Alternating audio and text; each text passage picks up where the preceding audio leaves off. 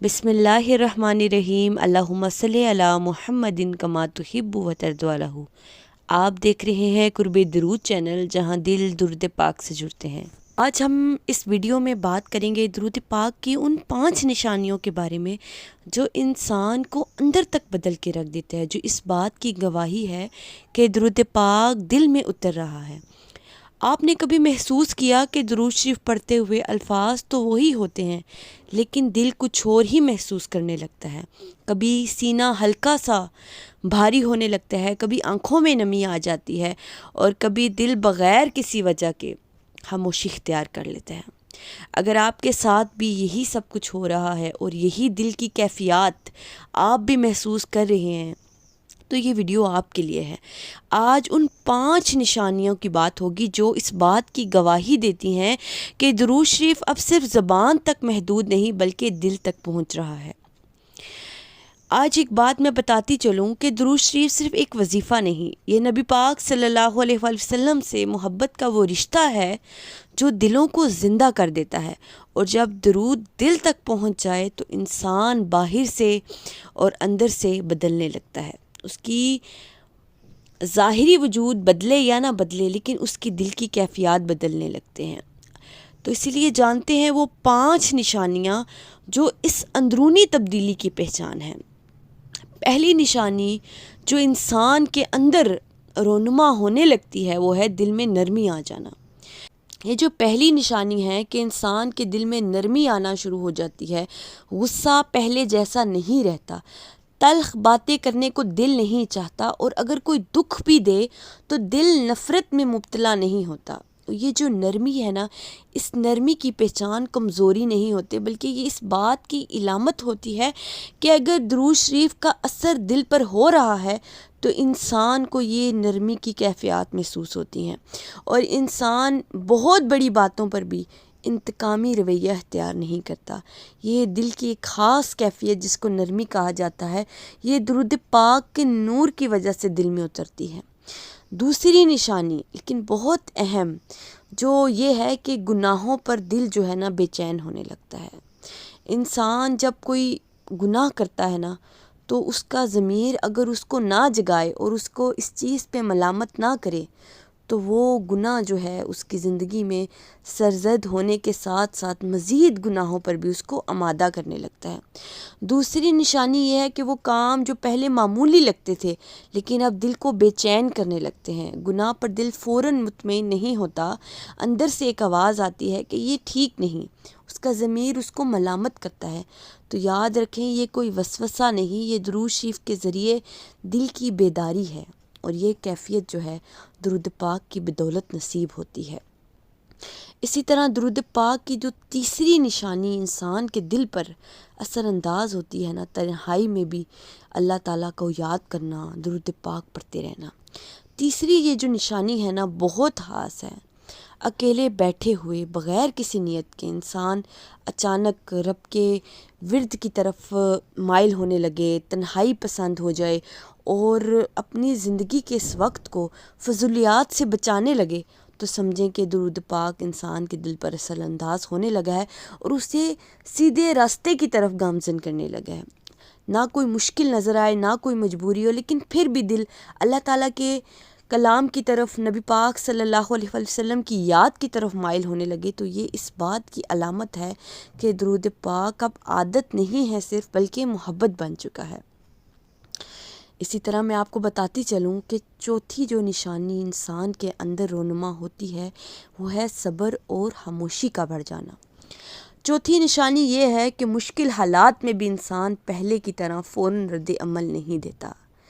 दिल हमेशा उसको इस आवाज़ पर गूंजता हुआ नज़र आता है कि अल्लाह बेहतर जानता है, अल्लाह सुन रहा है, अल्लाह संभाल लेगा।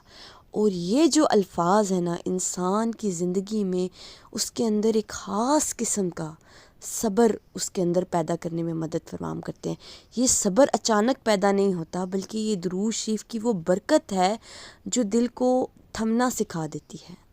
और ये जो सब्र है ना, सब्र के बारे में अल्लाह ताला ने फरमाया है कि मैं सब्र करने वाले के साथ हूँ। जिसको सब्र आ गया अल्लाह ताला उसके हर कदम पे उसके साथ है। وہ زندگی کی کسی چیز میں تھک نہیں سکتا۔ اور خاموشی جو ہے یہ ایک اپنے آپ میں ایک اور عبادت ہے۔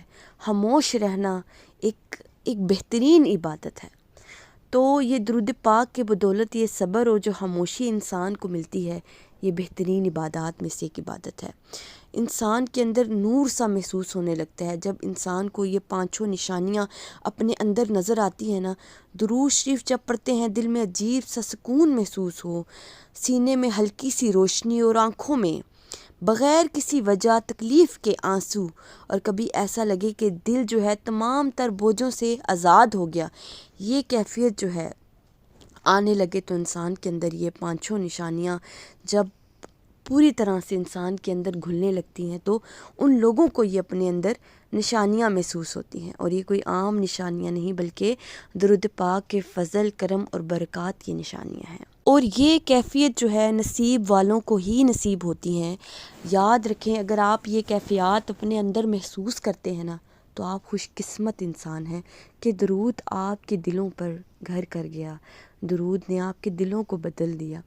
تو ایک بات آپ یاد رکھیے گا کہ اگر ان میں سے کوئی بھی نشانی آپ کو محسوس ہوتی ہے تو آپ اس پہ اللہ تعالیٰ کے شکر گزار ہوں کہ اللہ تعالیٰ کا خاص کرم ہے۔ درود شریف کو مت چھوڑیے، چاہے کم پڑھیں لیکن مستقل مزاجی سے اپنی اس دربار میں حاضری ضرور لگائیے۔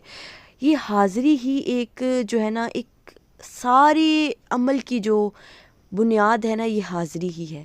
انسان اگر حاضر ہو جاتا ہے نا روز چاہے لاکھوں کی تعداد میں، ہزاروں کی تعداد میں نہیں بھی پڑھتا نا، اگر روز آپ کو حاضری کا شرف بھی مل رہا ہے نا تو یہ سب سے بڑی انسان کی خوش بختی ہے۔ تو انسان کو یہ دیکھنا چاہیے کہ اس کے پاس وقت بہت کم ہے۔ ہم دیکھتے ہیں ہمارے ساتھ اٹھنے بیٹھنے والے لوگ چپکے سے اچانک سے چلے جاتے ہیں، تو اسی لیے اپنے ہر وقت کو غنیمت جانیں، اپنے اس وقت کو خاص جانیں۔ پتہ نہیں کون سا ایسا وقت، کون سا ایسی گھڑی ہوگی جب ہمارا بھی وقت ختم ہو جائے گا، ہم نہیں جانتے۔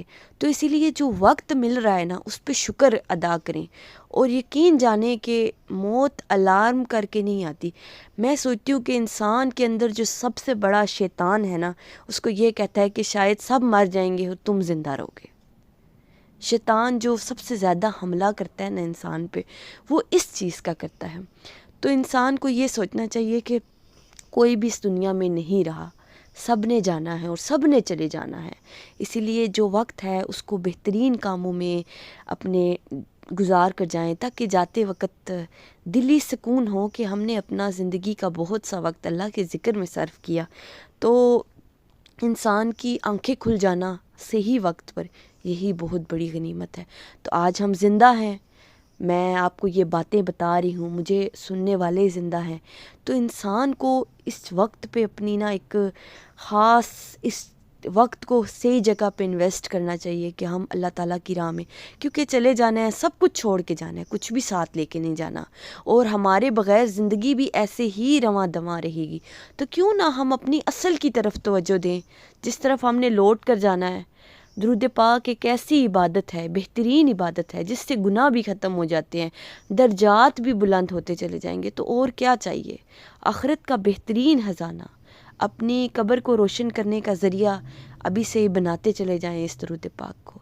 تو درود پاک سے جڑتے چلے جائیں۔ درود پاک ایک بہترین نعمت ہے، اللہ تعالیٰ نے یہ بہت عرشی خزانہ دیا ہے ہم مومنوں کو یہ درود پاک کی صورت میں۔ تو درود پاک پڑھتے رہیں، درود پاک کی دعوت دیتے رہیں۔ اللہ تعالیٰ اس کے فضل سے جتنے لوگ درود پاک کی طرف آئیں گے، اللہ تعالیٰ اس کے توفیل ہمارے آنے والی نسلوں کو درود پاک کے رنگ لگا دے گا۔